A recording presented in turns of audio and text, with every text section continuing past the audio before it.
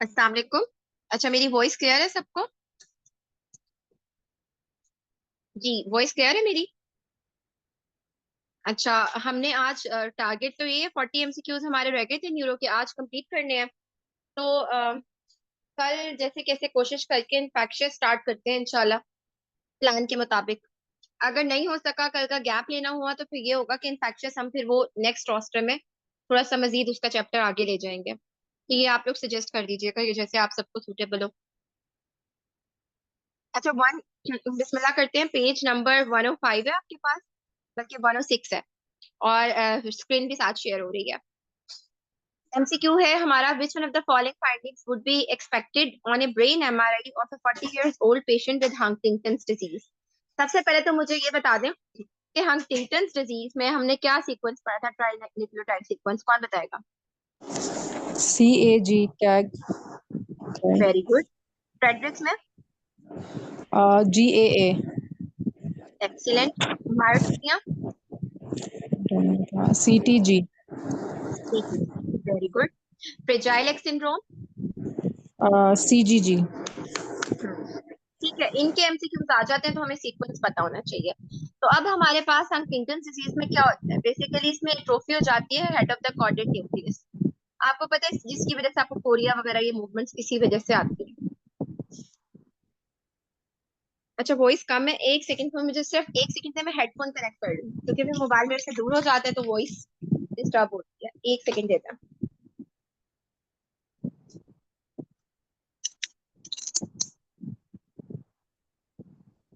हाँ, मैं बाकी सारों को म्यूट भी कर देती हूँ, सिर्फ मुझे एक सेकंड देते हैं।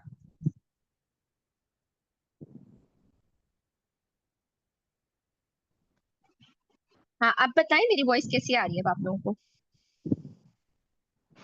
हाँ, अब कैसी आ रही है?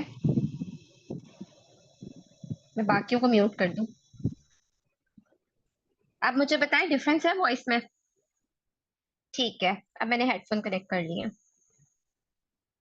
एक सेकंड, कम क्यों हो रही है? यहाँ से तो फुल है मेरे पास। अच्छा ठीक है, मदिया अपने कनेक्शन को चेक करो। आज तो वैसे बाकी को तो नहीं हो रहा, चेक करो कोई और प्रॉब्लम ना हो। तुम्हारी वॉइस ना कम हुई भी उधर से। अच्छा, 152 एमसीक्यू हमारे पास है कि which one of the following is the mechanism of inheritance of Huntington's disease? मैंने आपको ना कल परस मतलब मेरा ख्याल है मैंने किसी दिन शेयर किया था कि आपके पास ना एमसीक्यूज आते हैं। क्या एमसीक्यूज आते हैं? Dominant diseases, autosomal dominant, autosomal recessive, x link dominant, x link recessive. तो मैंने पिछले दिनों जब आपको भेजे थे ना नोट्स, तो मैंने आपको शेयर किए थे कॉजेज ऑफ डोमिनेंट डिजीजेस। ये आपके पास आता है एमसीक्यू। तो आपको खाली सिर्फ हंटिंगटन का ही नहीं पता होना चाहिए, बाकी डिजीज का भी पता होना चाहिए। अगर कहते हो तो मैं आपको दोबारा वो शेयर कर देती हूँ टेबल्स ना, जिसमें आपके पास डोमिनेंट, आपके पास ऑटोसोमल डोमिनेंट का निमोनिक क्या होता है, ये मैं आपके ग्रुप पे शेयर कर रही हूँ। प्लीज काइंडली बाकी अपने पास अपने आप को म्यूट रखें, ताकि जो है ना ये बार बार आवाज आ रही है फैन टाइप ना, तो जिसकी वजह से बाकी को भी प्रॉब्लम होता है। अच्छा, ये मैंने आपको निमोनिक के साथ भेजा है ऑटोसोमल डोमिनेंट डिजीजेस का, ये आपके ग्रुप पे शेयर कर दिया। अच्छा, इसमें होता क्या है, वेरी पावरफुल डोमिनेंट ह्यूमंस, इसका निमोनिक है। फॉर ऑटोसोमल डोमिनेंट, वी से von Willebrand disease, pseudo hypoparathyroidism, D से डिस्ट्रोफिया मायोटोनिया डिस्ट्रोफिका का जो होता है, ऑस्ट्रोजेनेसिस इम्परफेक्टा, एम से मार्फन, आई से इंटरमिटेंट, और एन से neurofibromatosis, achondroplasia, Noonan tuberous sclerosis, hypercholesterolemia, Huntington's, hypertrophic obstructive cardiomyopathy, hereditary spherocytosis, hereditary non polyposis coli, और hereditary hemorrhagic telangiectasia. Very powerful dominant humans, ये निमोनिक है आपके पास autosomal dominant का। अच्छा, फिर ऑटोसोमल रिसेसिव देखते हैं, उसका निमोनिक पास्ता चावल। ठीक है। पी से फिनाइल कीटोन यूरिया, ए से एल कैप्टोन यूरिया, एस से सिकल सेल, टी से थैलासीमिया, पास्ता में, अब फिर से चावल से, सी से सिस्टिक फाइब्रोसिस, एच से हीमोक्रोमेटोसिस। देखो बाकी एच सारे जो थे ना वो आपके पास ऑटोसोमल डोमिनेंट थे, हीमोक्रोमेटोसिस का एच जो है वो आपके पास ऑटोसोमल रिसेसिव है। ए से अल्फा 1 एंटीट्रिप्सिन ट्रिप्सिन, डब्ल्यू से विल्सन्स, ए से एल्बिनिज्म, और एल से लाइसोसोमल एंड ग्लाइकोसोमल स्टोरेज डिजीजेस। फिर आ जाता है एक्स लिंक डोमिनेंट और एक्स लिंक रिसेसिव। अच्छा, इसका निमोनिक ना मेरे पास एक और था जो कि हंटर्स और उसके साथ था, वो मैं आपको दोबारा शेयर करूंगी। एक्स लिंक डोमिनेंट का और एक्स लिंक रिसेसिव का। एक्स लिंक डोमिनेंट में तो आपके पास सिंपल एक एल्पोर्ट होती है, और आपके पास जो है ना वो एक और थी रिकेट्स होती है, और एक और डिजीज थी। ये सिर्फ 3 डिजीज थी जो autosomal sorry x link dominant थी। वो मैं आपको ना इसके बाद शेयर करती हूँ, वो मुझे अभी नजर नहीं आ रहा कहाँ गया है वो नोट्स में। अच्छा, अब ये सिंपल हमारे पास ये है कि ऑटोसोमल डोमिनेंट है ये हंटिंगटन।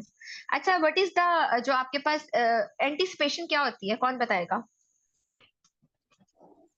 मैम जो नेक्स्ट जनरेशन में पहले प्रेजेंट करे पिछली उससे। हाँ जी, एंटीसिपेशन होती है। तो ये किन डिजीजेस की कैरेक्टरिस्टिक होती है?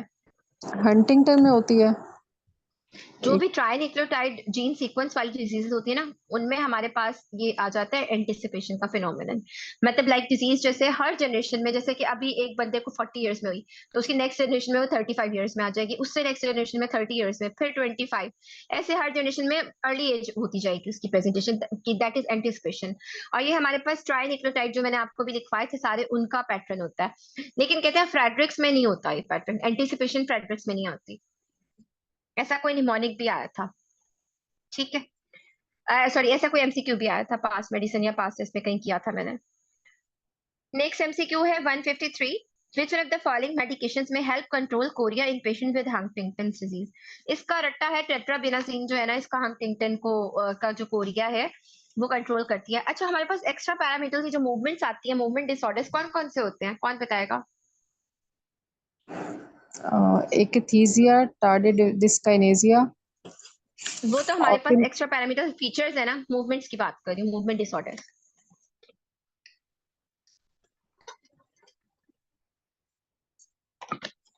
बेलिस्मस आता है हमारे पास, कोरिया आता है, थीटोसिस आता है, और डी से डिस्टोनिया आता है, ठीक है।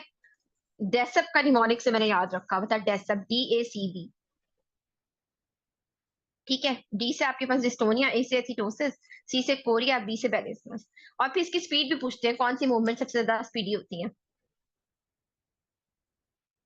हाँ जी, डेसप के साथ ही सीक्वेंस है इसका, बी से बेलिस्मस, ये हमारे पास सबसे स्पीडी होती है।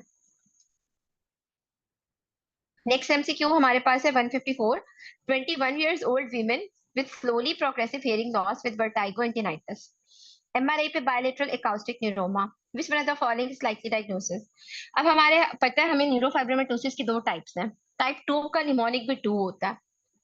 न्यूरोफाइब्रोमेटोसिस टाइप 2, 2 आ गया ऑन क्रोमोसोम 22, ठीक है। तो ये निमोनिक इसका होता है ट्रिपल 2, और हर चीज इसमें 2 होती है, लाइक बायलैटरल एकाउस्टिक न्यूरोमस, बायलैटरल श्वानोमस, तो 2 के निमोनिक से आपने इसको याद रखना होता है, ठीक है। अब इसमें आपके पास क्या होता है, हमारे पास बायलैटरल एकाउस्टिक न्यूरोमास होते हैं। नेक्स्ट एमसीक्यू हमारे पास है 155। अच्छा, वो निपल एंड डाउ का आगे कोई सिनेरियो आता है तो मैं आपको बताती हूँ। वो निपल एंड डाउ सिंड्रोम का निमोनिक होता है MRCP। एम से ये होता है कि इसमें म्यूटेशंस ऑन क्रोमोसोम 3। आर से रेटिनल और रीनल कार्सिनोमास। सी से जो था इसमें था, सी से क्या इसका बनता था, सेरिबेलर फीचर्स। और पी से फियोक्रोमोसाइटोमास। ये इसका MRCP का निमोनिक हुआ करता था। अब आ गया von Recklinghausen's disease is the name of, क्या आपको पता है कि न्यूरोफाइब्रोमेटोसिस टाइप 2, टाइप 1 का नाम होता है ये।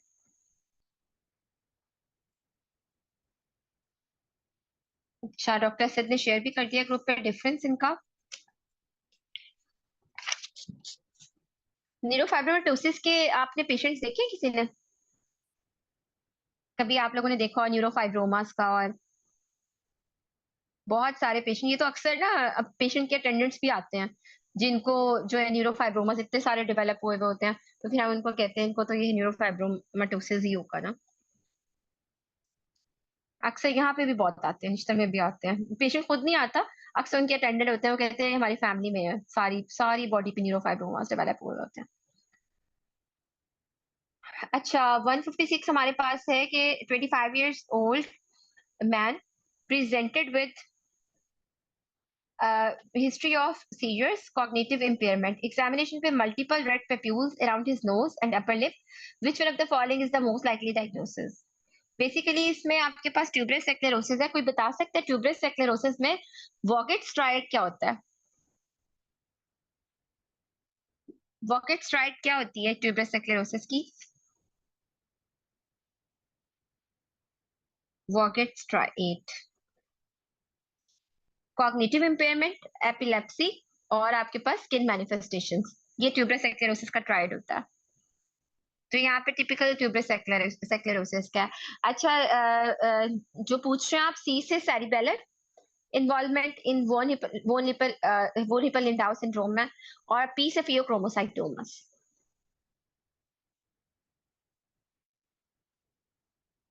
अच्छा, नेक्स्ट एमसीक्यू हमारे पास है 157। 19 years old man presented with a weakness and atrophy of his legs and feet. Examination पे absent tendon reflexes, non-responsive plantar response and sensory loss in his legs. Foot examination पे bilateral pus cavus and hammer toes. ये मैंने आपको वोगेट STRIDE लिख के बताई है कि इसमें आपके पास होता क्या क्या है। एपिलेप्सी, कॉग्निटिव इम्पेयरमेंट आपके पास, और skin manifestations of the tuberous sclerosis. अच्छा, ये अगर आपको कोई चीज मुश्किल, मतलब एक बार ना गूगल भी कंफर्म कर लिया करो, और साथ में ना ये संजय शर्मा में लिखा हुआ था, इसका एक एमसीक्यू, उसमें वोगेट स्ट्राइड इसकी बताई हुई थी। फुट एग्जामिनेशन पे बायलैटरल पस कैवस और हैमर टोज। अच्छा, जब भी आपके पास न्यूरोपैथी आए, हमने पढ़ा था चारकोट मैरी में कि कौन सी न्यूरोपैथी होती है, कौन बताएगा? हाँ जी, कौन सी थी? सेंसरी आ सकती है ना, प्रीडोमिनेटली सेंसरी। इसकी भी ना टाइप्स होती है, चारकोट मैरी टूथ डिजीज की 7 टाइप्स होती हैं। ठीक है, इसका दूसरा नाम होता है हेरिडिटरी सेंसरी मोटर न्यूरोपैथी। तो ये हमारे पास इसमें हैमर टोज और बायलैटरल पस कैवस आता है टिपिकल। हैमर टोज नेट पे देख लेना किस तरह की होती है, पता होनी चाहिए, क्लिनिकल में भी हेल्प करेगा।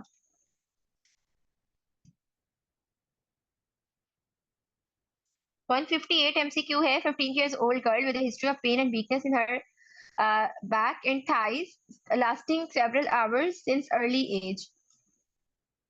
This happened more frequently when she ate cake or high sugar food. आपको पता है, जब आपने हिस्ट्री में लो मोटर न्यूरॉन टाइप वीकनेस आ जाए, तो आप पूछते हो कि डब्बे के खाने खाते हो बॉचुलिज्म को रूल आउट करने के लिए, और ज्यादा मीठा खाने की बात हो जाती हो तो हाइपोकलीमिया को रूल आउट करते हो। तो यहाँ पे ज्यादा मीठा खाने के बाद हो जाती है, पीरियोडिक है, तो टिपिकल हाइपोक्लिमिक पीरियोडिक पैरालिसिस वाली फीचर आ रहे हैं। अच्छा, 159 हमारे पास एमसीक्यू है।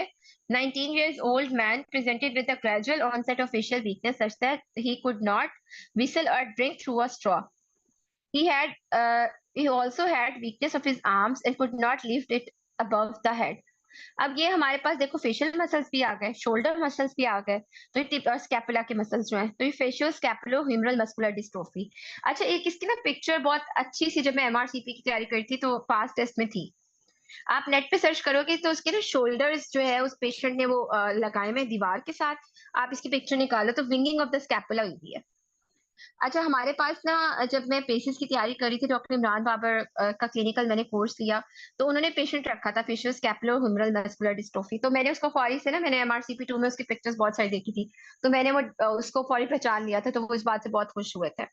तो इस पेशेंट की बहुत ही टिपिकल सी लुक होती है, विंगिंग ऑफ द स्कैपुला इतनी अच्छी नजर आ रही होती है इनमें।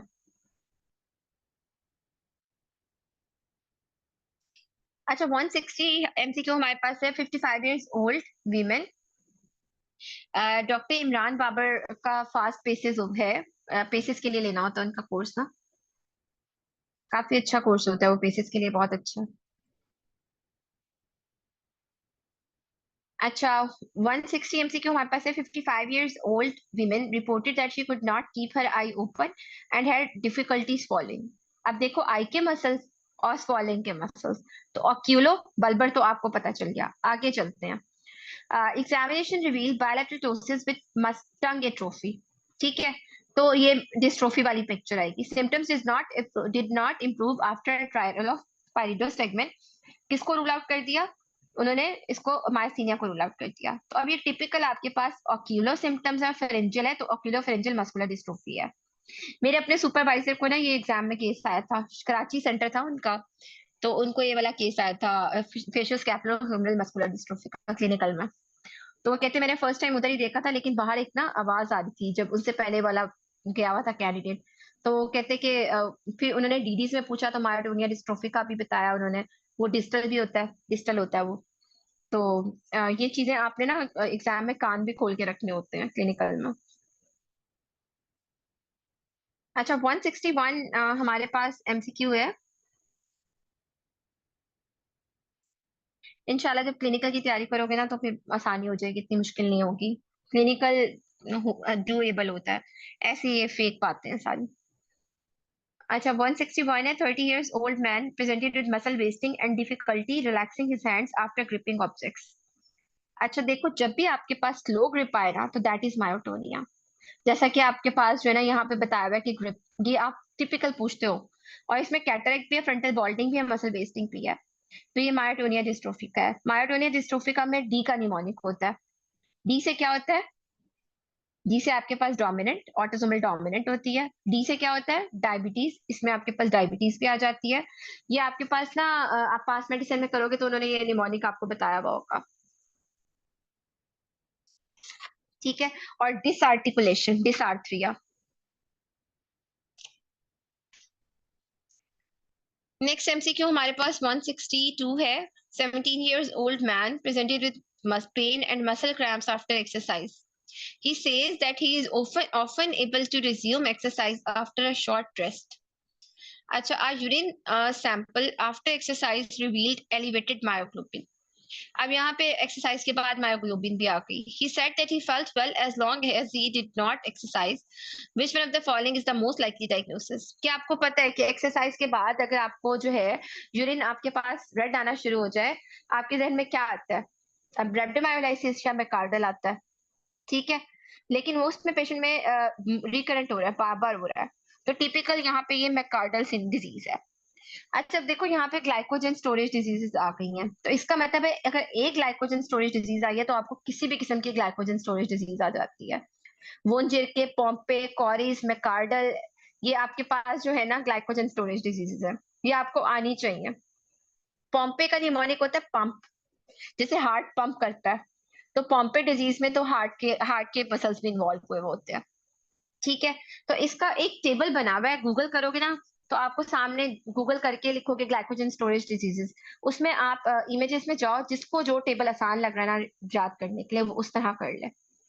ये 4-5 डिजीजेस हैं ग्लाइकोजन स्टोरेज जो आपको आनी चाहिए। मेरा ख्याल है डॉक्टर उस्मा ने भेज भी दिया है शायद ग्रुप पर। नहीं, डॉक्टर उस्मा ने कुछ और भेजा है। अच्छा। अ, अब आपने क्या करना है कि इसको जो है ना वो आप प्लीज कोई भी ग्रुप पे ना इसकी एक पिक्चर बना के शेयर करते हैं। ठीक है। इसमें आपको बस इसमें पता होना चाहिए ग्लाइकोजन स्टोरेज डिजीज कौन कौन सी हैं। एंजाइम्स ना मैंने कभी याद किए, मुझे ना कभी याद रहते हैं, कोशिश करती हूँ लेकिन होते नहीं थे। तो मैंने बस इसको ये याद रखा हुआ था कि वोनचिरके में क्या होगा आपके पास, पोम्पेज में क्या होगा। पोम्पेज में आपके पास क्या होता है कि हार्ट का होता है। वोनचिरके में आपके पास हिपैटोसेप्टिनोमेगाली आ जाती है। एक में आपके पास मैकार्डल में एक्सरसाइज होती है। और कोरी का मुझे भी एग्जैक्ट याद नहीं आ रहा। ठीक है। तो इसे आप प्लीज एक कोई भी इसको ग्रुप पे निकाल के शेयर करते हैं। 163 हमारे पास एमसीक्यू है। इसी तरह ना आगे लाइजोसोमल स्टोरेज डिजीजेस भी आएगी। 163 हमारे पास है। 14 years old boy presented with trouble walking, saying that he felt off balance and that he could no longer play sports. On examination, wide based gait, jerk, nystagmus with lateral gaze। पता चल गया cerebellar features है, balance में problem है, rebound and poor function on heel to shin. Proper आपके पास क्या है? वो आपके पास सेरिबेलर फीचर्स आ रहे हैं। आगे चलते हैं। Ankle reflex absent with upgoing plantar. अब आपके जहन में वो डीडीज आ गए, absent ankle with upgoing plantar. इसका निमोनिक होता है mixing from the spinal cord. M से क्या होता है? M N D. एफ से क्या होता है? फ्रॉम का एफ जो है फ्रेडरिक्स। टी से क्या है? Tabes dorsalis, the spinal cord. C S से क्या है आपके पास? जो है आपके पास एस से इसमें स्पाइनल कॉर्ड कंप्रेशन हो सकता है विद द स्पाइनल शॉक। और कॉर्डस मेडुलरिस। सी से cord mixing from the spinal cord, इसका निमोनिक है। तो अब आपको पता चल गया सेरिबेलर फीचर्स और साथ में आपके पास क्या आ रहा है? Absent ankle with upgoing planter. तो क्या होगा? टिपिकल ये फ्रेडरिक्स होता है। ठीक है। मैम ये निमोनिक प्लीज दोबारा रिपीट कर दें। Mixing from the spinal cord, mixing from the spinal cord, M से क्या होता है M N D, M mixing M से बनता है ना, तो एम से ही एम एन डी, एफ से क्या होता है फ्रॉम से एफ, और एफ से फ्रेडरिक से टेक्सिया, टी से क्या है दा स्पाइनल कॉर्ड, दा का जो टी है वो tabes dorsalis, spinal cord S से स्पाइनल कॉर्ड और spinal cord compression with spinal shock. Spinal cord में जो सी आता है कॉर्ड, सी से क्या है conus medullaris. Okay thank you. ये आपके पास इसका निमोनिक आ जाता है। डॉक्टर हफ्सा के हमारे पास जो है ना इंजाइम्स है इसके, तो काइंडली आप इसको ना इसकी जो क्लिनिकल सिम्टम्स के साथ वाली पिक्चर है ना वो वाली भेजो। तो आपके पास वोन जे के पॉम्पे कॉरी एडिसन मैकार्डल और हर्स, ये बिल्कुल ये डिजीज है, इसकी वो वाली पिक्चर भेजो जिसमें क्लिनिकल सिम्टम्स हो। हमारे पास पिछले दिनों एक केस आया था वोन जे के जिसको हमने सस्पेक्ट किया था। अच्छा, नेक्स्ट एमसीक्यू हमारे पास है 164। हाँ जी, सब एक्यूट कंबाइंड भी इसमें आ जाता है बिल्कुल, एक एस उसमें भी है। लाइक एक एस आपके पास जो है ना, मतलब एस में दो चीजें आ गई। अच्छा, नेक्स्ट एमसीक्यू हमारे पास है 164। 30 years old female presented to the emergency department with leg weakness। अब देखो इसको लेग वीकनेस आ रही है। She has had several episodes of nausea, abdominal pain, constipation before her arrival at the emergency room. She was dragging her feet while walking and even had a fall. Her husband mentioned that he had visual hallucinations, neuropsychiatric symptoms, abdominal pain। मेरा ख्याल है आप सब diagnosis तक तो पहुंच ही चुके हो। ER में टेकिकार्डी के लिए बाइल ब्लड प्रेशर है, she somnolent but arousable disoriented। Neurological examination पे इंटैक्ट क्रेनियल नर्व्स है, नॉर्मल स्ट्रेंथ है, decrease strength throughout the legs and absent patellar reflexes with preserved ankle jerk reflexes. She has normal sensations in all her extremities. Which one of the following is the most likely diagnosis? हाँ जी बताओ, इसमें क्या diagnosis है? Diagnosis क्या है इसका? Acute intermittent porphyria. Very good. Acute intermittent porphyria में कौन से एंजाइम का मसला था? कि मैंने आपको अच्छे से कराया था। हमने कौन सा निमोनिक किया था, कौन रिपीट करेगा? आप लोग रिपीट करके मुझे खुद बताओगे, अब मुझे पढ़ाओगे इसका क्या निमोनिक था। ये पाथवे के अकॉर्डिंग मैंने आपको पढ़ाया था, ये तो मैं अब आप लोगों से ही सुनूंगी भाई। वेरी गुड, डी एमिनेज, मैंने कहा था डी एमिनेज में ए को हाईलाइट कर दो। ए से एक्यूट इंटरमीडिएट पोर्फायरिया, ए से ही एमाइनेज। क्या पाथवे था, कौन बताएगा? हीम सिंथेसिस का निमोनिक क्या था हमारा? इसका मतलब है रिवाइज नहीं किया आप लोगों ने इसको। गैप यूसीपी, ग्लाइसिन के साथ हमने मिलाया था उसको। और ये आप पास मेडिसिन से कोई शेयर कर दे इसका पाथवे, पिक्चर बना के, या संजय शर्मा से, या नेट से ही कर दे। फिर उसके बाद क्या होता है? तो डीएमएनए हमारे पास किस लेवल पे होते हैं? जो हमारे पास पोर्फोबिलिनोजन से आगे जाना होता है। तो यहाँ पे आपके पास क्या है, यूरिनरी पोर्फोबिलिनोजन और गैमा एमाइनो लेवोलेनिक एसिड बढ़ जाएंगे, जहाँ पे वो पाथवे रोक रहा है उसका। ये पाथवे मैंने आपको बताया था कि स्टेप वाइज आपने चलना है, कि आपके पास जो पाथवे गैप यूसीपी का निमोनिक है, और हर स्टेप पे एक एक पोर्फायरिया बना हुआ है। कहाँ पे आपके पास लेड एक्ट कर रहा है, ये आपको जब आप एक पिक्चर बना के मेमोराइज करोगे तो आपको पता चल जाएगा गैप यूसीपी के निमोनिक से, कि हमारे पास यहाँ पे इस स्टेप पे रुक गया आके, यहाँ पे एक्यूट इंटरमिटेंट पोर्फायरिया, तो पीछे वाली चीज बढ़ जाएगी और आगे वाली चीज कम हो जाएगी पाथवे की। अच्छा, एक्यूट इंटरमिटेंट पोर्फायरियाज में कौन सी ड्रग नहीं देनी थी और क्या निमोनिक था, कौन बताएगा?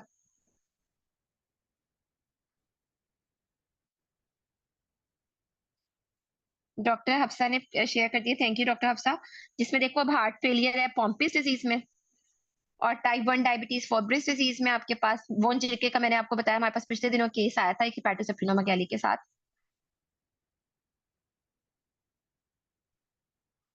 हाँ जी, एक्यूट इंटरमिटेंट पोर्फायरियास की ड्रग्स कौन बताएगा मुझे? हाँ जी, कौन सी ड्रग्स नहीं देनी थी और क्या निमोनिक था?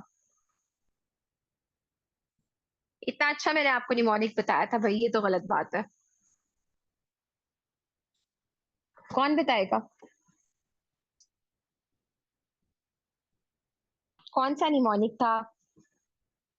एन अल्कोहलिक पेशेंट जो कि बार में गया था, याद आया? बारबिचुरेट्स, वहां पे जाके उसने सबको हेलो बोला, हेलोथेन, हेलोथेन, सेल्फ इज लीथी सल्फोनामाइड। Very good. और वहां पे बेंड भी किया था, बेंड किया उसने वहां पे बेंजोडाइजिपीन, और उसके बाद क्या हुआ, ओसीपीज लिंक थी। ठीक है, तो ये हमारे पास निमोनिक था। कौन सी सेफ थी ड्रग जो कि आपने फिट्स में देनी थी इसमें? भाई पोरफायरियस तो आपको आने चाहिए अच्छे। क्लोरप्रोमाजीन। अच्छा, आपके पास नहीं, आपके पास जो प्रेफरेबल है वो गैबापेंटिन वो इसका हमारे पास प्रीगैबलिन का आता है। क्लोरप्रोमाजीन आप दे सकते हो बिल्कुल, लेकिन जो हमारे पास आता है ना एमसीक्यू, वो इसी का आता है, गैबापेंटिन का। एक सेकंड दीजिएगा। गैबापेंटिन मैडम कॉन्ट्राइंडिकेटेड है।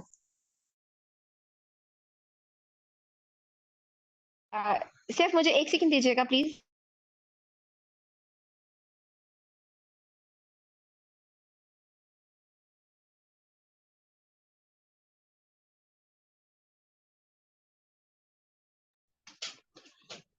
सॉरी, आज असल में ये हुआ, मेरे बेटे को ना नेबर वालों में से इतनी जोर से नेबर मतलब एक बच्चे ने मारा उसको, सारा वो वही बताने आया था कि वो बच्चा बाहर आया था। अच्छा, तो इसमें आपके पास नहीं, उसमें आप गैबापेंटिन तो देते हो ना? एक ये सिनेरियो आता है जिसमें गैबापेंटिन का ऑप्शन होता है, तो मैं आपको वो एमसीक्यू बता रही थी।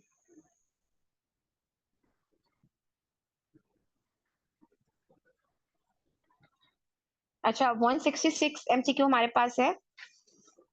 नहीं, 165 हमने मिस कर दिया बीच में। A 14 years old girl presented with frequent falls and coliform movements of her arms. अब देखो यहाँ पे frequent falls हैं और साथ में colified movements of the arm है। ठीक है, he has been hospitalized several times in the past years for pneumonia, recurrent infections हैं। Examination पे cerebellar signs आ रहे हैं, multiple dilated vessels in her eyes. Which one of the following is the most likely diagnosis? आपको जब भी recurrent chest infection या recurrent infection के साथ आपके पास कोई भी एटेक्सिया वगैरह आ गया है, तो ये आपके पास एटेक्सिया टेलेंजिएक्टेसिया है। ठीक है, यहाँ पे मैंने आपको कुछ पिक्चर्स शेयर करने वाली हूँ। गैबापेंटिन आपने देना होता है, और आपके पास कॉन्ट्रा इंडिकेटेड जो मैंने आपको निमोनिक बताया ना, वो वाली ड्रग्स है। तो कोई प्लीज इन ड्रग्स को दोबारा निमोनिक के साथ रिपीट कर दे। मीनवाइल मैं आपको ना एक टॉपिक पढ़ाने लगी हूँ यहीं पे, एटेक्सिया टेलेंजिएक्टेसिया के साथ, उसकी मुझे पिक्चर आपको शेयर करनी पड़ेगी, मैं वो निकाल रही हूँ। तो प्लीज एक्यूट इंटरमिटेंट पोरफायरियस में जो ड्रग्स नहीं देनी, कोई रिपीट कर दे। हाँ जी, कौन रिपीट करेगा? अपने आप को अनम्यूट करके कर दे, तो मैं पिक्चर निकाल रही हूँ वो आपके ग्रुप पे शेयर करने के लिए।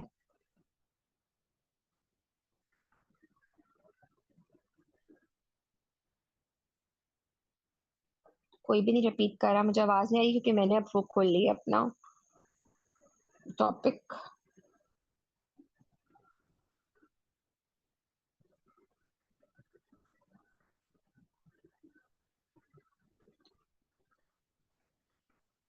एक सेकेंड, मैं वो पिक्चर खोल लूँ।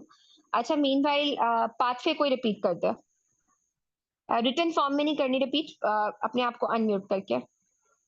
मैंने आपको एक्यूट इंटरमिटेंट पोरफायरियस कब पढ़ाया है? फार्माकोलॉजी में पढ़ाया है भाई।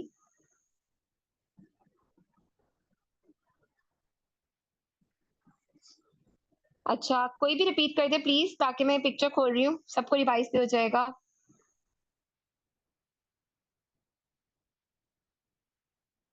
मेरा एक इंटरव्यू था, उसमें उन्होंने मुझसे इतना गंद पूछा है ना, रॉकेट लंग और पता नहीं क्या क्या चीजें पूछी हैं। मैं वही सोच रही थी क्या हो गया था इन जालिमों को।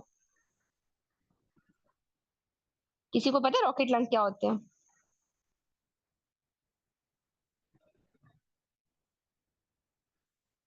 एक सेकंड, क्लिनिकल साइंसेस में था टॉपिक। कोविड का एब्डोमिनल साइन पता है किसी को?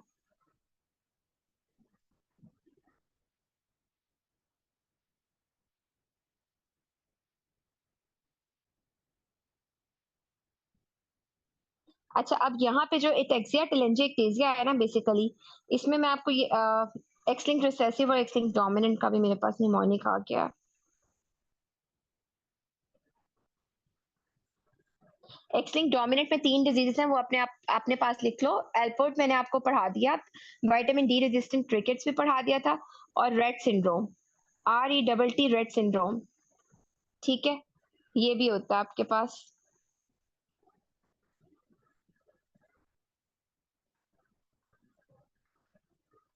एक सेकेंड,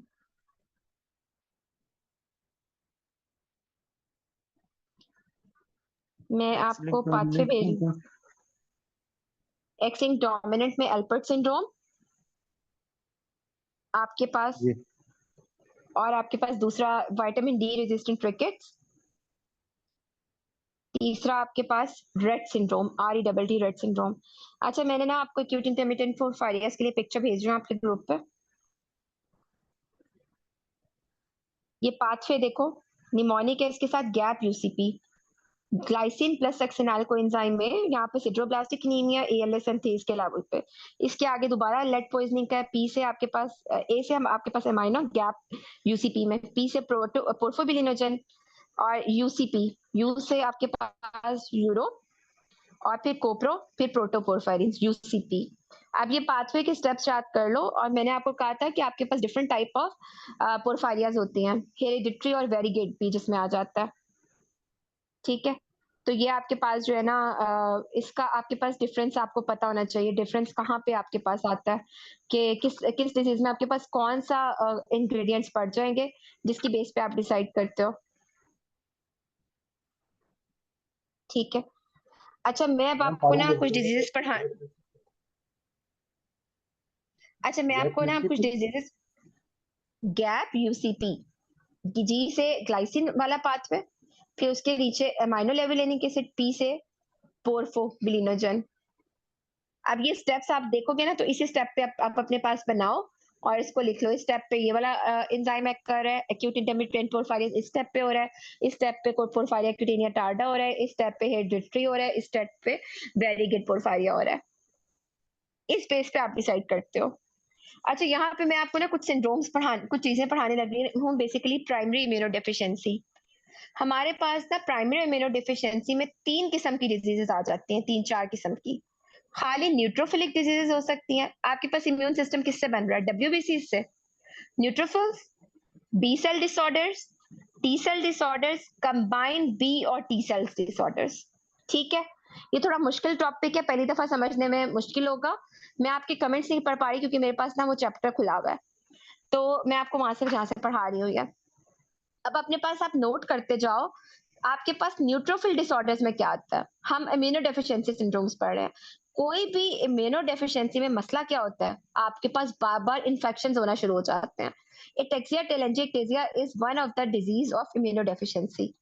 अब हमने पहला ग्रुप कौन सा बनाया? न्यूट्रोफिल का मसला। न्यूट्रोफिल के मसले में 3 डिजीजेस आ जाती हैं, क्रॉनिक ग्रैनुलोमेटस डिजीजेस, चडियाक आपके पास Higashi syndrome, leukocyte addition defect. ये 3 डिजीजेस हैं जो कि न्यूट्रोफिल डिसऑर्डर्स में आती हैं। आप इसको किन बेस पर डिफरेंशिएट करते हो? जो क्रॉनिक ग्रैनुलोमेटस डिजीजेस होती हैं, इनमें आपके पास रिकरेंट नमोनियाज और एब्सेसिस बनते हैं। ठीक है, और आपके पास रिकरेंट नमोनियाज और एब्सेसिस बनते हैं जिनमें आपके पास बैक्टीरियल और फंगल इन्फेक्शन होते हैं। ये मैं आपको पिक्चर भी शेयर कर देती हूँ इसके बाद ग्रुप पे। फिर आते हैं चडियाक हिगाशी सिंड्रोम। इसमें आपके पास पार्शियल एल्बिनिज्म के साथ पेरिफेरल न्यूरोपैथी होती है, और इसमें जो इन्फेक्शंस होते हैं वो रिकरेंट बैक्टीरियल है। अब जब आपके पास MCQs आते हैं, तो अगर उसमें रिकरेंट बैक्टीरियल इन्फेक्शंस के साथ पेरिफेरल न्यूरोपैथी दी हुई है, दैट इज चडियाक हिगाशी सिंड्रोम।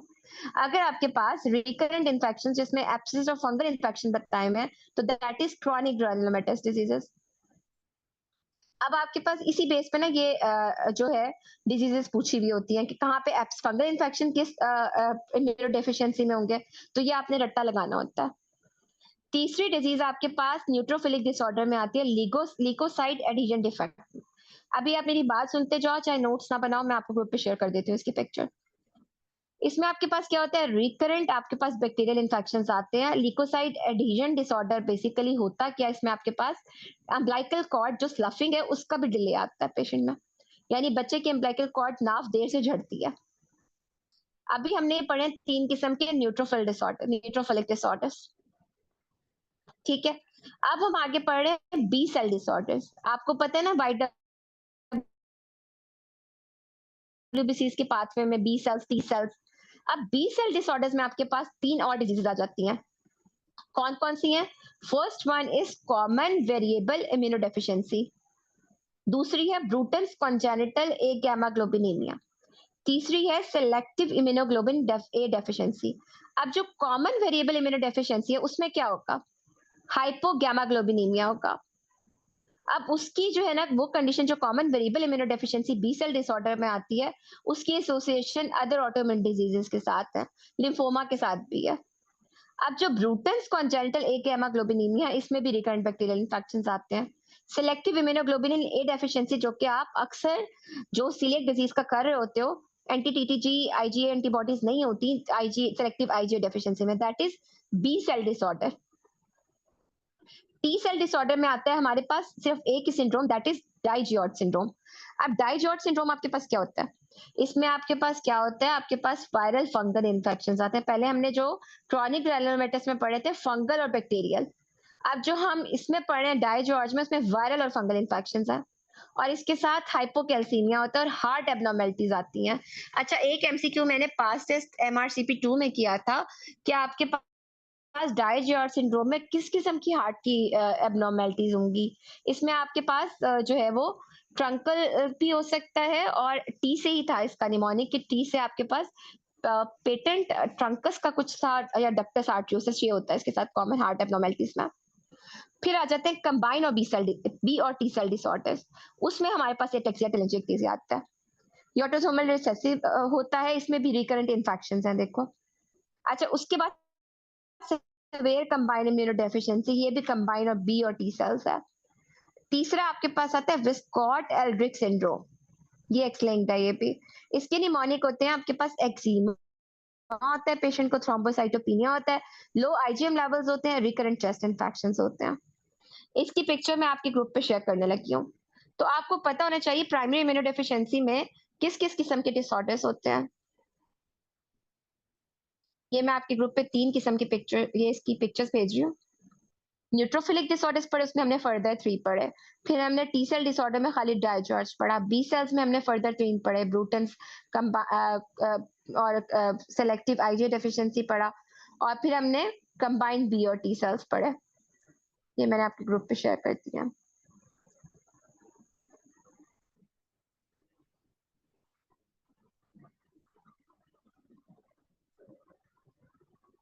ठीक है, रॉकेट लंग, हाँ अब मैं आपके कमेंट्स पढ़ने लगी हूँ। रॉकेट लंग बेसिकली जो है ना, इसमें आपके पास कोविड में हो जाता है। इसमें आपके पास लंग्स जो है ना वो एक तरह से वो रेडियोलॉजी का पॉइंट होता है, और आपके एब्डोमिनल में भी जो है ना, जैसे रॉकेट एक शॉय नहीं फेंकता, वो हवा छोड़ता हुआ जाता है इस तरह। तो ये जो है ना आपके पास इस तरह का था। हाँ, ये बाहर के इंटरव्यू में यही तमाशे होते हैं तो इसीलिए टॉपिक समझ आ गया आपको सबको। ये टेक्सिया के साथ था बेसिकली, इसलिए मैंने आपके ग्रुप पे शेयर कर दिया। ये आपको पता होना चाहिए, विस्कॉट एल्ड्रिक के भी आ जाते हैं एमसीक्यूज ना।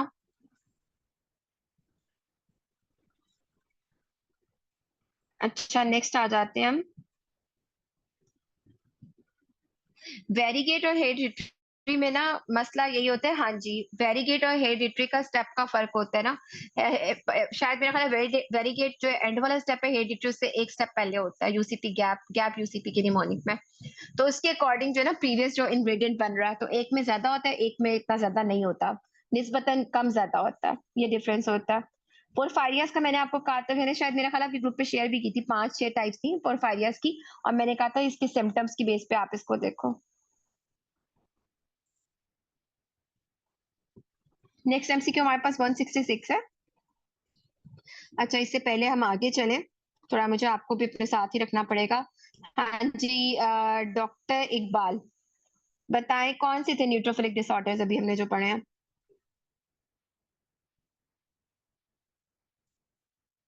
आप हैं हमारे साथ, डॉक्टर जी मैम। वहीद आप हैं?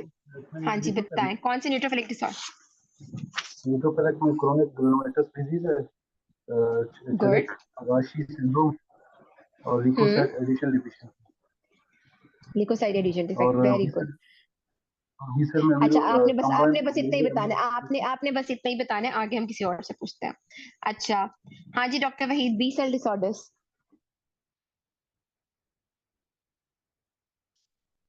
हाँ जी doctor Iqra, B cell disorders.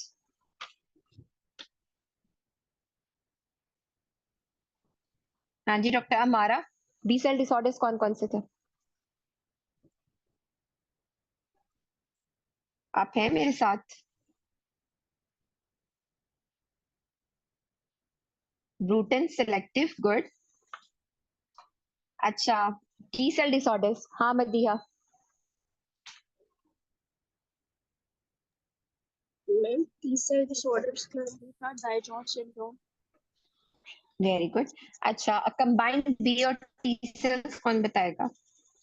Ataxia टेलेंजियोक्टेसिया किस में आता था? डॉक्टर पीरजादा, हाँ जी। एटेक्सिया टेलेंजियोक्टेसिया कंबाइंड बी और टी सेल्स में था, ठीक है। चलो मेरा ख्याल है ये समझ आ गए आपको, आगे चलते हैं। अच्छा, 166 MCQ is 67 years old man smoker presented with confusion and found to have sodium levels of 112. अब देखो सोडियम का लेवल कम हो गया, he was given hypertonic saline and his sodium was normal on a blood draw 4 hours later. इतनी जल्दी sodium उन्होंने correct कर दिया, क्या मसला हुआ होगा? 2 days later he was found rigid and comatose. हमारे भी एक पेशेंट के साथ ऐसा हुआ था. An MRI is most likely to show which one of the following abnormalities. अब देखो इसमें हुआ क्या, आपने रैपिडली करेक्ट किया तो सेंट्रल पोंटाइन डीमाइलिनोसिस हो गया, तो उसमें आपके पास क्या होता है, पोन्स में आपको हाइपर इंटेंसिटी नजर आती है, डीमाइलिनेशन हाइपर इंटेंसिटी की तरह नजर आ रहा होता है, ठीक है।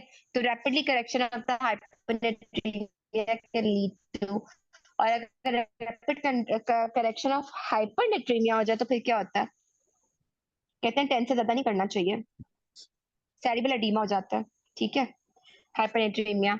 अच्छा, अब मुझे फॉर्मूला बता दो वाटर डेफिसिट का हाइपरनेट्रीमिया में,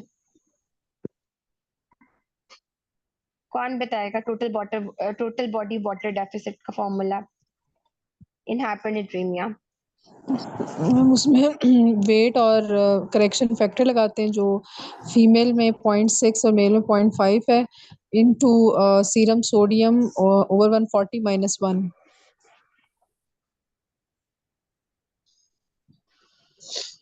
हाँ जी, बिल्कुल गुड।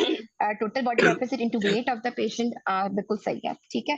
और हमने कहा था हमने 140 -1 में हमने पहले डिवाइड करना है, फिर उस -1 करना है, ताकि हमारा आंसर करेक्ट आ जाए। Very good. अच्छा, 167 पे आते हैं। A 26 years old man presented with, kindly बाकी म्यूट कर लें अपने आप को। अच्छा, 26 years old man presented with numbness and tingling in his legs and mouth. He was mildly confused, painful involuntary muscle contractions of his feet and hands. He was diffusely hyperreflexic. Which of the following electrolyte abnormalities is most likely to be seen in this patient?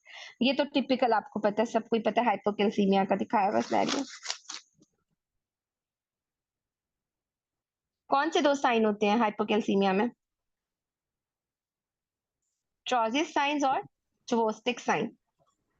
Tapping on the jaw produces facial spasm, that is Chvostek sign ना, tapping करते हो jaw की।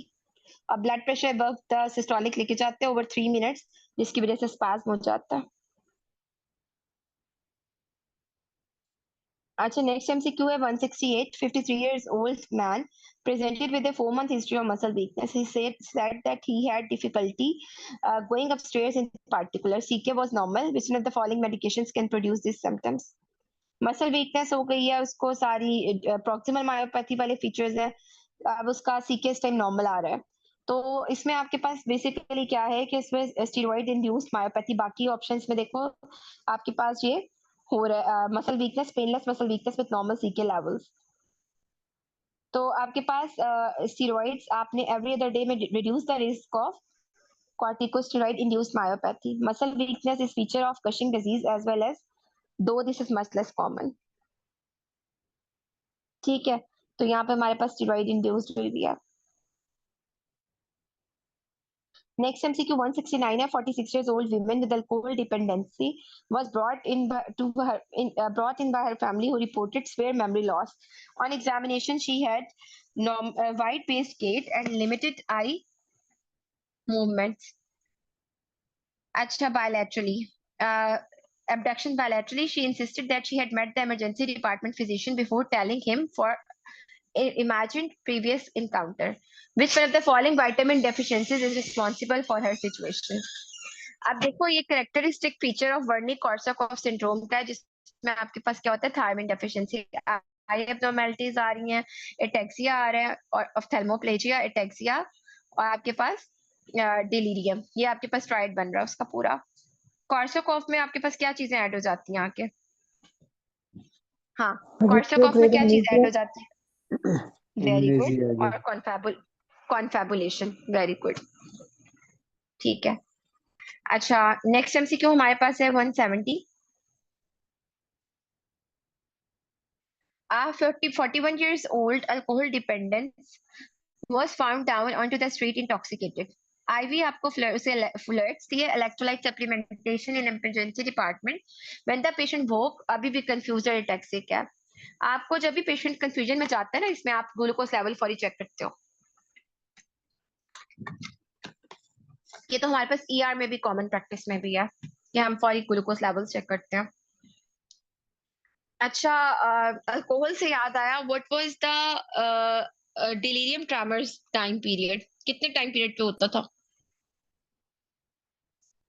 हाँ जी, कौन बताएगा?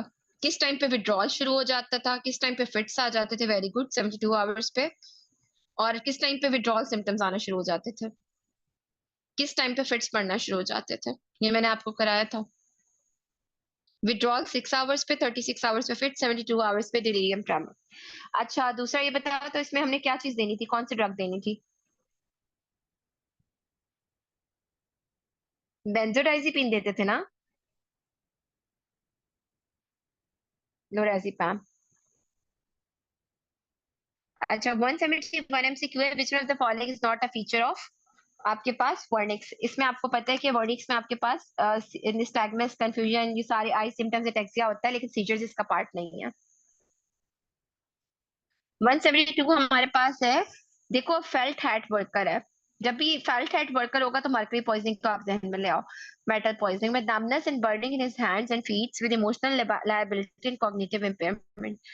Ataxic and constriction of all his visual fields. Several days later, he developed swelling and discommission of his extremities. ये आपके पास जब भी फेल्ट हेड वर्कर आएगा ना, तो आपने मर्करी पॉइजनिंग को जहन में रख लेना है, ठीक है। इसके फीचर्स में आपके पास टैकीकार्डिया, हाइपरटेंशन, जीआईटी सिम्टम्स भी आ सकते हैं। चिलेशन थेरेपी आपको डाइमर कैप्रोल और सक्सीमर से करनी होगी। अच्छा, नेक्स्ट एमसीक्यू हमारे पास है 173। आर्सेनिक में मीज लाइंस थी, सेंसरी मोटर न्यूरोपैथी थी।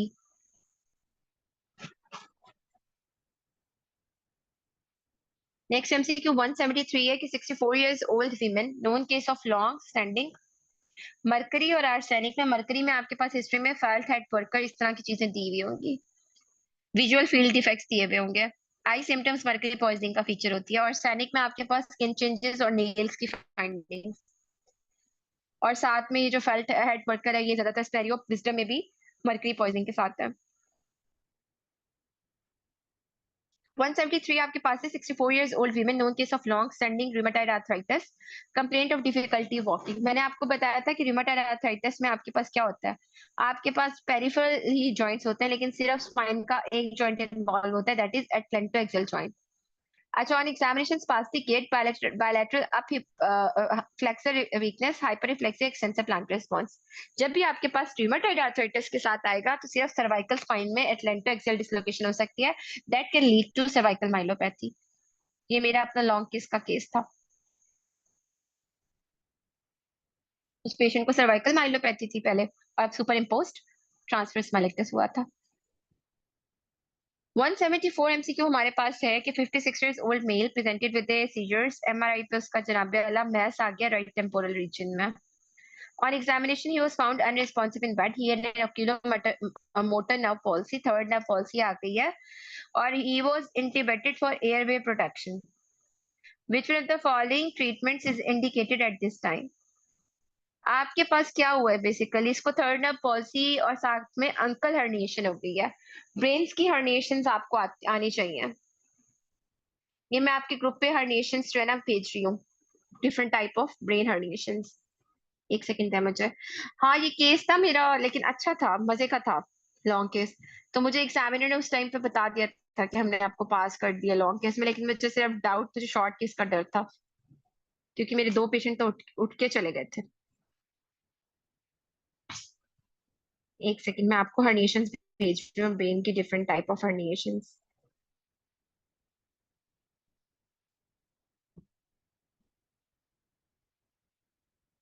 अच्छा अंकल, मैंने इसमें लिखा हुआ है अपने नोट्स में कि आपके पास हर्निएशंस में आपके पास सब फल्काइन हर्निएशंस हो सकती हैं, अंकल हर्निएशंस हो सकती हैं, टॉन्सिलर की आगे 3 टाइप्स हैं, ट्रांसडेंटोरियल हो गया आपके पास। ये मैं हर्निएशन की पिक्चर भेज रही हूँ आपको ग्रुप पे, ठीक है? एक सेकेंड। कहते हैं ना जब सडन ब्रेन स्ट्रोक में डेथ हुई है तो कहते हैं टॉन्सिलर हर्निएशन इसको हो गई होगी, रेस्पिरेटरी कॉम्प्रोमाइज हो गया।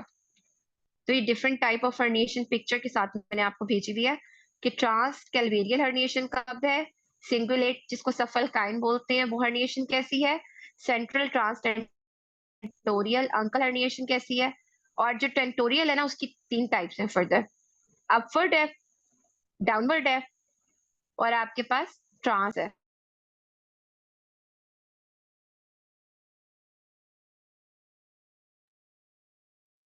अच्छा, और दूसरा ये है कि आपके पास ये हर्निएशंस जो है ना एक्सप्लेन भी करती हैं सफलकाइन में क्या होगा आपके पास, और आपके पास जो है ना सब फल्काइन हर्निएशन में क्या होगा, स्मॉल रिएक्टिव पीपल्स हेडेक और कॉन्ट्रालेटरल लेग पॉल्सी।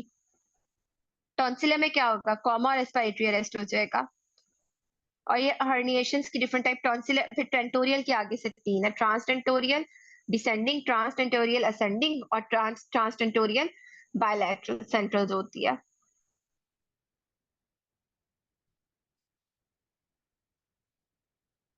ठीक है, ये आप ग्रुप पे इसे आपको जब भी हर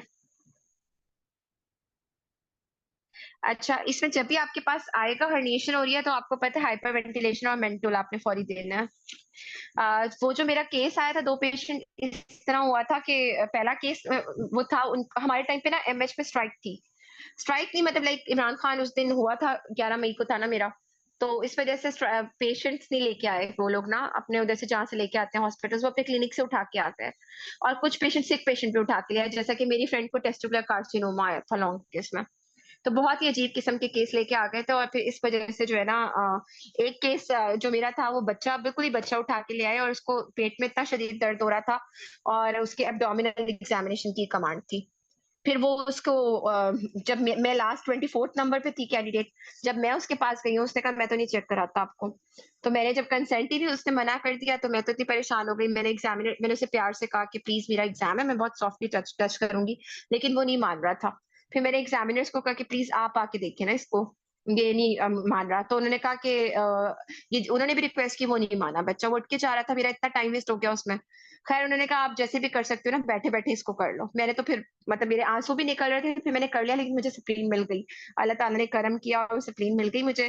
फिर वो उन्होंने मुझे खुद ही मतलब बकअप करने के ना एग्जामिनर्स ने कहा कि स्प्लीन मिल गई है ना, किसी बच्चे ने स्प्लीन इसको लेटे हुए पिक नहीं की, तो आपने बैठे हुए कर लिया, तो अब आप अच्छा कर रही हो, परेशान ना हो, हम आपके साथ ही हैं। लेकिन उन्हें क्या पता था कि मेरा पहले वाला केस भी यही हुआ था, वो पिम से आया हुआ था, उसकी कोई सिटी स्कैन का टाइम था, तो वो कह रहा था मेरी इन्वेस्टिगेशन का टाइम है, मैंने जाना है, मुझे छोड़ो यहाँ से। तो उसको भी इतनी मुश्किल से उसने भी मेरा 1 मिनट वेस्ट कर दिया था इस तरह। तो लेकिन ओवरऑल फिर ऐसे जब हो जाए तो आपको नहीं पता होता कि एग्जामिनर्स ने क्या किया होगा आपके साथ। लेकिन उसमें भी मल्टीपल वो सार्कोडोसिस का केस था, फेशियल नर्व पॉल्सी थी, उसमें लिम्फेडिनोपैथी थी, हेपाटोसप्लीनोमेगाली थी, तो उसमें इतनी जीपी की कमांड था, उसमें भी इतनी चीजें चेक करनी थी। नहीं ना इसमें ये विश नहीं करना कभी भी, इसमें तो आपको वाइवा इतना डिफिकल्ट उन्होंने मेरे से शुरू कर दिया था इसी बेस पे कि आपका मरीज मतलब वो सिर्फ उन्होंने 2 मिनट मुझे एग्जामिनेशन के दिया, उसके बाद उन्होंने कहा वाइवा देने आ जाओ। फिर उन्होंने अंदर ही अंदर मुझसे वाइवा बहुत ज्यादा डीप करके पूछा, और उसके लिम्फ नोड्स भी थे उस बच्चे के, इनग्वाइनल लिम्फ नोड्स थे। फिर खैर जब मैं बहुत ज्यादा एकदम से रोने वाली हो गई थी तो फिर उन्होंने मुझे तसल्ली देने के लिए काफी बकअप किया था। ये दुआ कभी भी नहीं माननी चाहिए कि पेशेंट आपका उठ के जाए और आपका बहुत टाइम वेस्ट हो जाता है उससे, और टाइम आपका निकल रहा होता है। तो इसी वजह से मैं मैनेजमेंट पे नहीं पहुंच सकी थी, सिर्फ इन्वेस्टिगेशन तक मेरा वाइवा गया था, तो मैं बहुत डरी हुई थी इस वजह से। तो ये कभी भी नहीं होना चाहिए, आपके आपके स्टेप्स पूरे होने चाहिए, कुछ एग्जामिनर्स फेल कर देते हैं इस बात पे। हाँ बिल्कुल, बस पास होने की मांगनी चाहिए। अच्छा, नेक्स्ट हमारे पास है 174 एमसीक्यू। हो गया हमारा। 175 एमसीक्यू पे आते हैं। 28 years old man presented with severe headache, knuckle rigidity, and a fever. The patient was lethargic on examination, papilledema.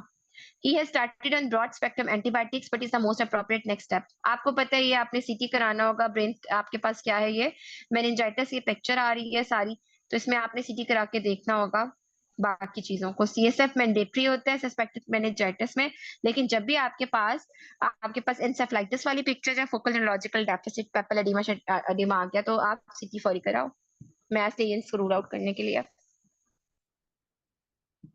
176 है, which one of the following breathing patterns is most likely to be seen in a patient with pontine hemorrhage? अब pontine में आपके पास दो किस्म के हैं respiratory, ठीक है, एपन्यूस्टिक सेंटर है, ठीक है। अब जो आपके पास एपन्यूस्टिक सेंटर है, आपके पास prolong deep gasping inspiration with a period of apnoea, ये करेंगे आपके पास। क्लस्टर्ड ब्रीदिंग भी इसके साथ हो सकती है। Closely group breaths are followed by periods of apnoea.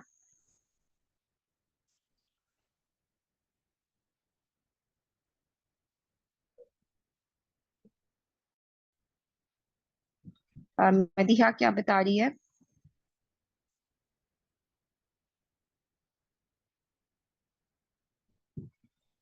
हाँ बिल्कुल ऐसा ही होता है। आपको ये तो बहुत ज्यादा किस्मत, लॉन्ग शॉर्ट केस में बहुत किस्मत मैटर करती है। मेरे साथ कोलीग्स थे, उनके सारे केसेस इतने मतलब देखे हुए थे और बहुत खुश थे कि उनका बहुत अच्छा हुआ, बहुत अच्छा हुआ। और हालांकि मैंने इतनी मेहनत की थी, इतनी मेहनत की थी, जब मेरे साथ शॉर्ट केस में 2 केसेस मेरे बहुत अच्छे हुए थे।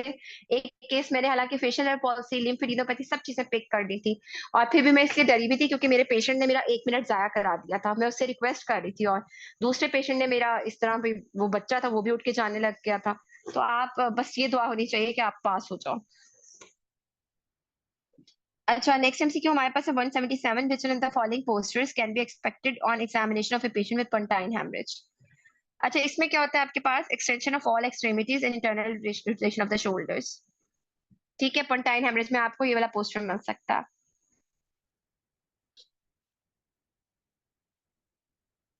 नेक्स्ट एमसीक्यू 178 है, which one of the following suggest that a patient's vertigo is from brainstem or cerebellar lesion as opposed to a peripheral cause?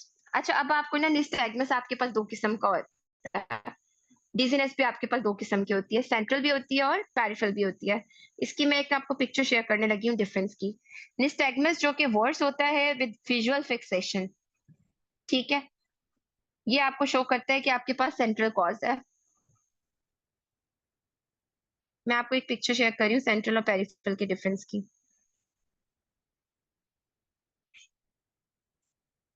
एक सेकेंड, मैंने अपने नोट्स में लिखी थी। शिट, अच्छा ये पिक्चर मुझसे डिलीट हो गई है, मैं आपको इसके बाद भेजती हूँ।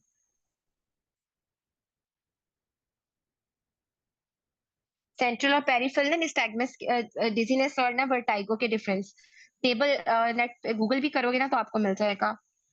एक तो ये पॉइंट होता है फिक्सेशन के साथ, और 4-5 और पॉइंट थे मैंने लिखे हुए थे, पिछले बैच को भेजे थे, मैं आपको ग्रुप पे भेजती हूँ। इसके बाद मुझे रिमाइंड करा दीजिएगा आफ्टर द क्लास। 179 है, 45 years old woman with a history of hyperlipidemia, hypertension and gout, presents with a 2-week history of progressive pain in his shoulders and hips. He has difficulty reaching objects in her kitchen, in her tall kitchen cabinets, and has noticed the need to use her arms when rising from a chair. आपको पता चल रहा है कि इसमें क्या हो रहा है चीजें, ठीक है। और अब आपके पास which one of the following, इसमें proximal myopathy हो रही है, which one of the following medications is not associated? अब इसमें आपके पास जो है ना लिजिनोप्रिल आ गई। एक और मुझे याद आया, मुझसे उस इंटरव्यू में सूडो गाउट पे भी सारा वाइवा हुआ। सूडो गाउट पे कॉल्चिसिन, और कॉल्चिसिन को स्टॉप करने की क्या इंडिकेशन होती है, कौन बताएगा? हाँ जी, कॉल्चिसिन को कब स्टॉप करते हो? इसका सबसे साइड इफेक्ट कॉमन क्या होता है? डायरिया होता है इसका कॉमन साइड इफेक्ट ना, डायरिया। सीकेडी स्टेज 4 में तो आप इसे दे सकते हो, हाँ स्टेज 5 के बाद, स्टेज 4 के बाद नहीं देते आप। लेकिन ना डायरिया की एपिसोड्स का वो पूछ रहे थे मुझसे, जी सिम्टम्स डायरिया कितनी एपिसोड्स हो जाए 6 या 8 मेरा ख्याल है होती है, मैंने आपके इसको रीटैली भी नहीं किया।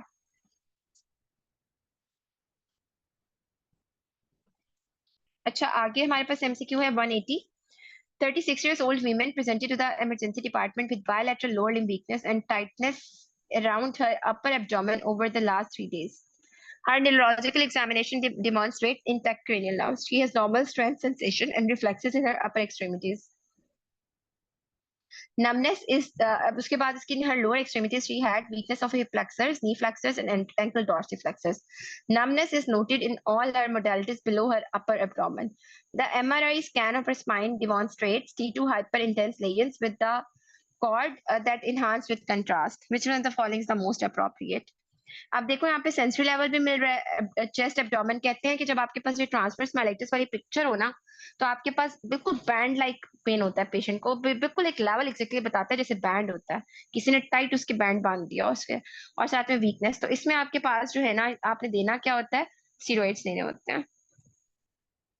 अच्छा आपने मिथाइल प्रोसोलोमिड्रोल को हमेशा डेक्सट्रोज में क्यों देते हो, कोई रीजन बताएगा इस चीज का? क्रिस्टल्स बन जाते हैं शायद इसके। हाँ वेरी गुड, क्रिस्टल्स बन जाते हैं आपके पास, इसीलिए इसीलिए आपके पास ना फ्लूइड ऑफ चॉइस आपको पता होना चाहिए कि आपने किस फ्लूइड में डाल के देना है।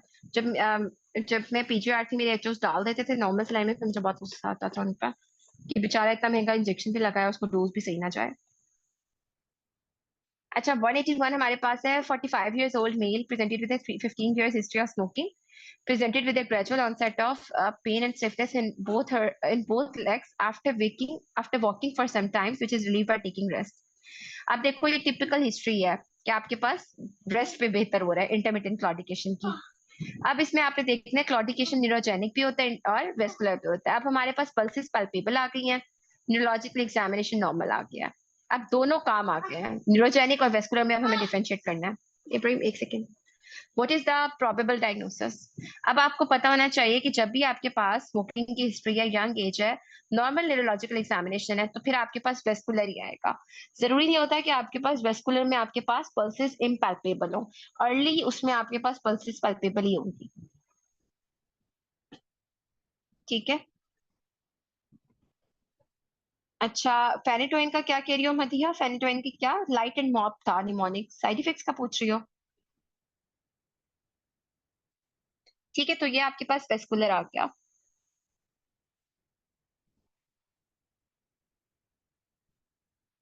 यहाँ पे हमारे पास ना इधर तो एमसीक्यूज खत्म हो गए हैं, आगे 181 यहाँ पे आपके पास 182 लास्ट एमसीक्यू आज का ना। 35 years old lady presented with a weakness of both her arms and legs for the last 2 months. अब देखो आर्म्स भी हैं लेग्स भी हैं वीकनेस ना। She has multiple burn injuries on her hands as she was unaware of that.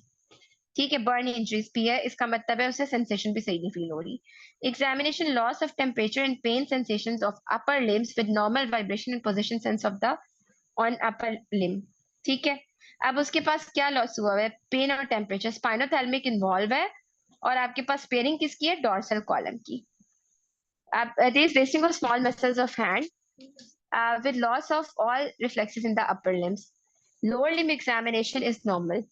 तो ये typical आपके पास जो है डिसोसिएशन और डिसोसिएशन ऑफ एनेस्थीसिया किसका फीचर होती है? सिरिंजोमाइलिया का। अब आपको पता है एंटीरियर कॉर्ड सिंड्रोम में भी डिसोसिएशन होती है, तो यहाँ पे एंटीरियर कॉर्ड सिंड्रोम क्यों नहीं है? कौन बताएगा रीजन?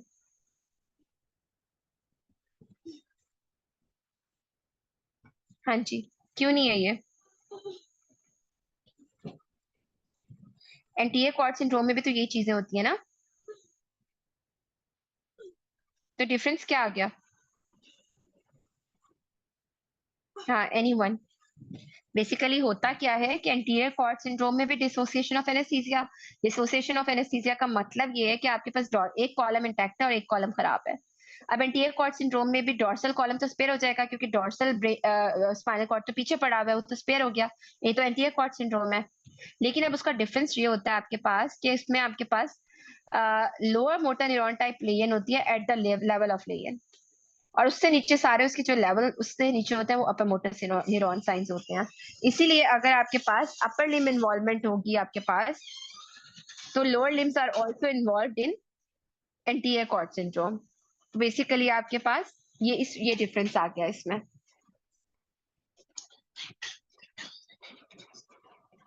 क्लियर? यहाँ तक किसी का कोई क्वेश्चन हो न्यूरो में तो बताए। न्यूरो अल्हम्दुलिल्लाह कंप्लीट हो गई, लेकिन हम अपने स्केड्यूल से एक दिन पीछे हो गए। 30 एमसीक्यूज करके हमने निकाले इसके।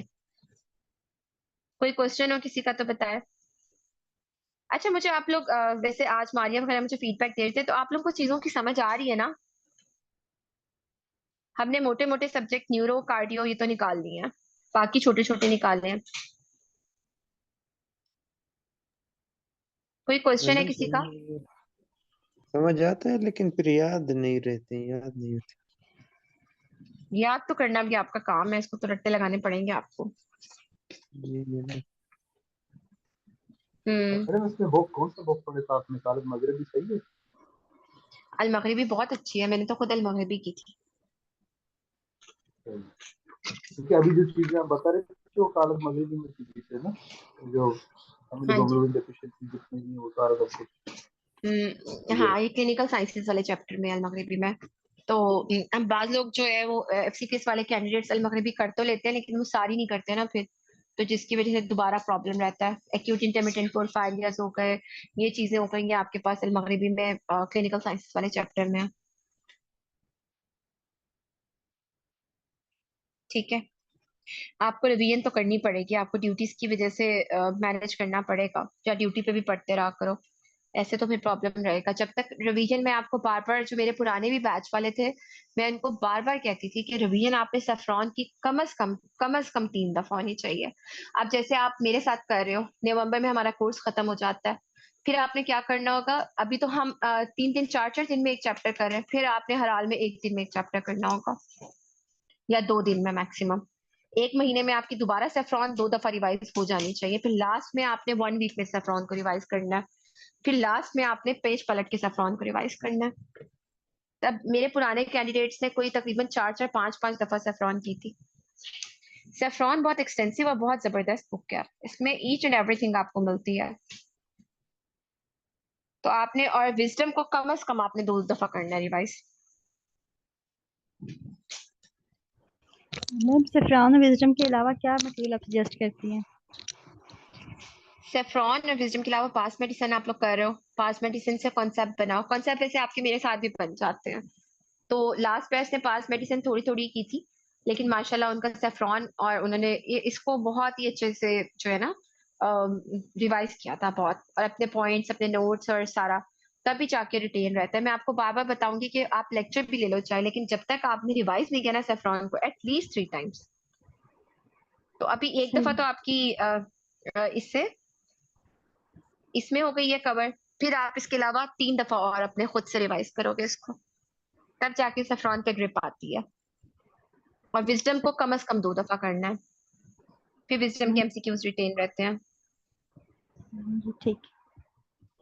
ठीक है, तो जज़ाकल्लाह। सेफ्रॉन मेरा मेरा नहीं ख्याल कोई आईएमएम लेवल पे मदिया करता है, नहीं कोई भी नहीं करता।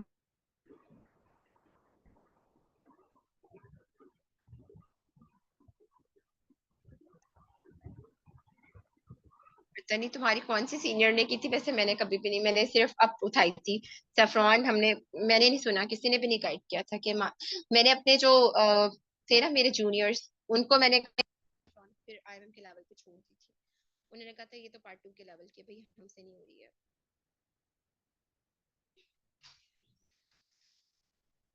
हाँ, जब एक इंसान फिर डर जाता है ना, ये होता है, खौफजदा हो जाता है कि उसे ये भी कर लेना चाहिए, लेकिन जो चीज भी करो ना उसे कॉन्सेप्ट के साथ करो और उसको पक्का करो, तभी जाके फायदा होता है। अगर उसको पक्का नहीं करोगे ना तो फिर मतलब फिर फायदा नहीं है। जो भी चीज करो, मैं भी हमेशा ऐसे ही करती थी। जब मेरा MRCP 1 था, तो मेरे साथ के जो कोलीग्स थे उन्होंने पास टेस्ट, ऑन एग्जामिनेशन और उन्होंने पास मेडिसिन सब की थी, और मैंने सिर्फ पास मेडिसिन की थी। और मैंने पास मेडिसिन लेकिन की 3 4 दफा थी, लेकिन मेरा फर्स्ट गो में, और मेरा बहुत अच्छे मार्क्स हुआ था, मेरा 748 स्कोर था। तो इसीलिए जो चीज करो बस उसे अच्छे से करो, कॉन्सेप्ट के साथ करो, क्योंकि आप उसको कई जगह से रिटैली तो कर ही रहे होते हो। हर कोई करता है, जो चीज नहीं समझ आती वो डिफरेंट जगहों से उठाता है। तो मैंने भी ऐसे ही किया था, पास मेडिसिन के अपने नोट्स बनाए थे, बार बार उसी को रिवाइज किया था और मेरे सबसे अच्छे मार्क्स थे उसमें। तो इसीलिए यही काम करो। सेफ्रॉन अगर कर रहे हो तो इसका एक एक लफ्ज अच्छे से करो, इंशाल्लाह हो जाएगा आराम से। चलें, इसके साथ में हम सेशन एंड करते हैं, कल मिलते हैं। कल वैसे संडे है, अगर कल हम मॉर्निंग का सेशन एक रख लें, मैं देखती हूँ कि कौन सा छोटा चैप्टर हम उठा सकते हैं जो कल ही खत्म हो जाए। अगर कल आप लोग साथ दे तो मेरा, तो फिर हम सुबह निकाल लेते हैं ताकि बाकी दिन हमारे पास पूरा बच जाए। ठीक है फिर मैडम। टेंशन रहती है क्लास की कि हमने रात में करनी है क्लास। ठीक है, तो टाइम मैं आपको कल बताती हूँ कि हम कल किस टाइम करेंगे क्लास। ठीक है, ठीक है, और मैं स्केड्यूल रीमॉडिफाई करती हूँ थोड़ा। ओके, चलो, thank you okay, madam. Allah Hafiz, Allah Hafiz, Allah Hafiz.